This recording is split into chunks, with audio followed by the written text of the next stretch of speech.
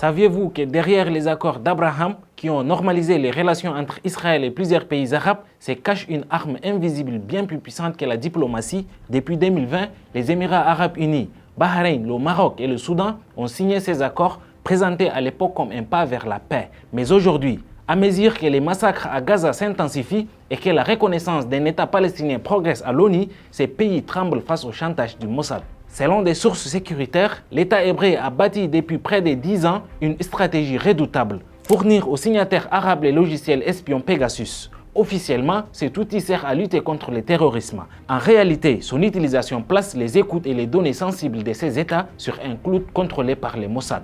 Résultat, Tel Aviv accumule une masse de dossiers compromettants sur ses partenaires arabes, devenus ainsi largement dépendants et vulnérables au chantage. C'est pourquoi, même si certains dirigeants expriment leur inquiétude, aucun n'ose franchir la ligne rouge d'une rupture totale. Les menaces d'annexion de la Cisjordanie, les génocides en cours à Gaza ou encore les colonies illégales n'ont pas suffi à rompre ces accords. Les mesures de rétorsion restent symboliques.